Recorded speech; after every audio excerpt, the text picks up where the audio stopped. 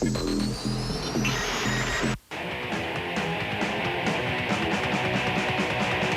think we indirectly owe Sum 41 a debt of gratitude because they had a lot of attention being focused in our area, and we were sort of lucky to be from that area at a time when it was really considered a hotbed for new, up-and-coming independent artists. Besides where we're from and like the sort of pop-punk background, you know, we don't really have too much in common with them. I guess, well, come to think of it, we kind of do. You know, our influences are from around, in and around the same area, like the metal influences and the punk rock influences. However, I think we've sort of taken them from different ends of the spectrum, and it's produced a really different sound in both.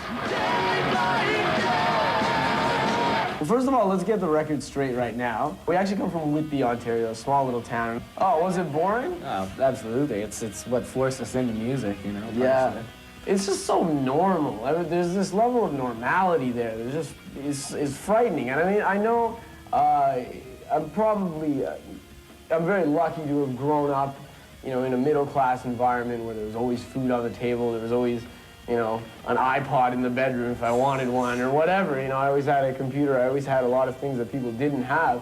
But at the same time, like, I would spend all my days begging for just some, like, catastrophe to happen to break the routine of suburban life, and I think that's a frustration that a lot of people in the suburbs grow up, is that lack of experience, that lack of anything exciting going on. With the no one's responsible.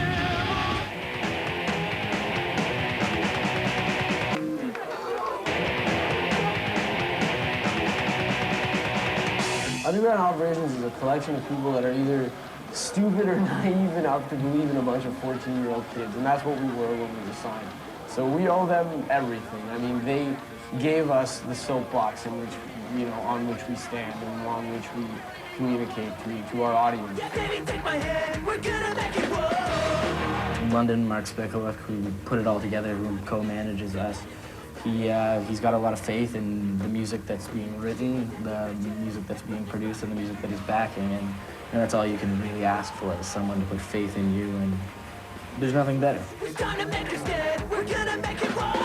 They've really succeeded in building a network that feels like a family and that we feel very comfortable with. It's not a business relationship with them, it's a personal relationship based in mutual interests and in trying to get us and the label to succeed and get as far as it possibly can.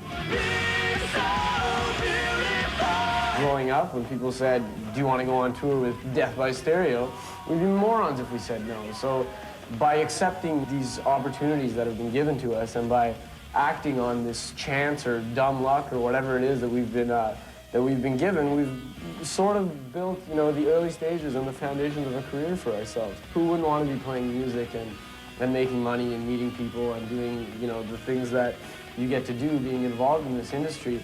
But at the same time, if it all falls through, we know that we had a few good years out of it. We had a great run. 5 soldiers forever sedated. When we started the band, we could have never imagined, you know, being on TV right now talking about it. We could have never imagined being able to hold an album in our hands or watch a video or tour with bands that we really admire. We don't know where we're going to go with this.